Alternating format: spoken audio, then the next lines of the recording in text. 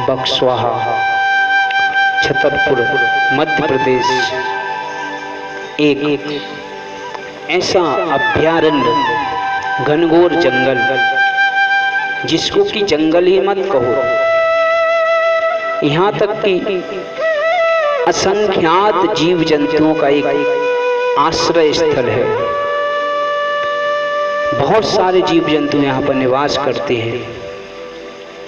प्रकृति द्वारा प्रदत्त, जहाँ पर अच्छी नदियाँ बहती हैं, कल कल की आवाज करता हुआ जल जिस जंगल से निकलता है, बहुत से पशु पक्षी उस पानी को पी करके अपने आप को आनंदित करते हैं। ऐसा ये बक्सवाहा का जंगल पशु पक्षियों के लिए उनका जीवन निर्माता है।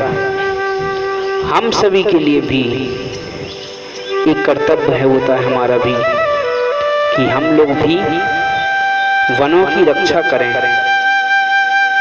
जितने वन वृक्ष हम अपने आसपास में लगाएंगे तो निश्चित रूप से समझें कि हमारे आसपास में नेगेटिविटी आ ही नहीं सकती।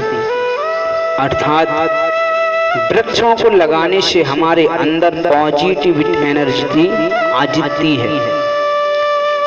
अपन चाहते कि हमारा जीवन सकारात्मक बने, हमारे जीवन में सकारात्मकता आए, तो हमको इन वृक्षों का संरक्षण करना आवश्यक है। आज जो अंधाधुंध कटाई हो रही है, उस पर रोक लगाना आवश्यक है। नहीं तो एक दिन व्यक्ति को पृथ्वी पर जीवन जीना मुश्किल हो जाएगा। बंधुओं, इस वीडियो के माध्यम से मैं आपसे निवेदन करता हूँ कि आप अपने घर के आसपास, अपने गांव में, अपने नगर में, अपने शहर में, कहीं भी हो, वृक्ष अगर आपके आसपास में है, चाहे वो छोटा ही वृक्ष क्यों ना हो, चाहे कितना ही बड़ा वृक्ष क्यों ना हो, उसका संरक्षण करना आपका कर्तव्य है और आपको ऐसा करना चाहिए। क्योंकि अगर आप एक वृक्ष को जीवन देते हैं तो निश्चित रूप से वह वृक्ष हजारों व्यक्तियों को जीवन देता है। कितने सारे लोग उस वृक्ष की छाया में जीवन यापन करते हैं, कितने सारे पक्षी उस वृक्ष पर अपना घर बनाते हैं, और कितने सारे जीव जंतुओं को वह ऑक्सीजन जीवन देता है। इसलिए अपना जीवन दाता वृक्ष पशु पक्षियों को निर्माण में सहायक वृक्ष और बारिश के लिए भी बहुत आवश्यक होता है। और हरियाली, सब चाहते हैं कि हमारे यहाँ छाया हो, हमारे घर में छाया रहे, हमारे आसपास में चारों ओर हरियाली रहे। तो अपन सबका ये कर्तव्य है। सरकार चाहती है हीरा। बंधुओं, मैं आपसे फिर निवेदन करता हूँ, हीरा तो आपको कहीं भी मिल जाएगा पैसा दे करके, लेकिन ऐसी हरियाली, ऐसी सुंदरता जो कि ये बुंदेलखंड मध्य प्रदेश की एक अभूतपूर्व विरासत है, ऐसी अभूतपूर्व विरासत को हम कैसे जाने दें। हमारा कर्तव्य है कि हम संगठित होकर के अपने बक्सवाहा को, अपने इस आश्रयदाता पशु पक्षियों के निर्माण में सहायक इस घनघोर वन को बचाने में हम संकल्पित हों।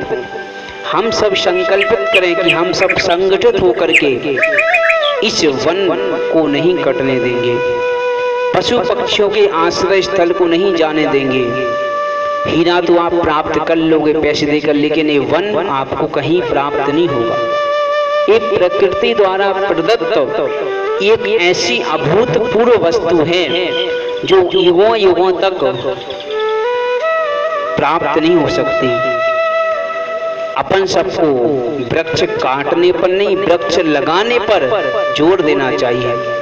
और सरकार को भी इस बात के लिए प्रेरित करना चाहिए कि आज देश में जो ऑक्सीजन की कमी हो रही है वो इसी कारण से हो रही है कि वृक्षों को काटा जा रहा है। अगर आज हम जितने ज़्यादा वृक्ष लगाएंगे तो उतनी ज़्यादा ऑक्सीजन लोगों को प्राप्त हो पाएगी, पशु पक्षी स्वस्थ रहेंगे, इंसान भी स्वस्थ रहेंगे। इसलिए आप सबसे मैं अंत में फिर यही निवेदन करता हूँ कि ऐसे जंगलों को और ऐसे वृक्षों को अपन संरक्षण दें, उनकी रक्षा करें और सभी को संकल्पित करवाएं कि आप अपने आसपास गांव में, नगर में, शहर में, देश में जहां भी हों वृक्षों की रक्षा करें, क्योंकि वृक्षों का बहुत बड़ा महत्व अपने जीवन में होता है।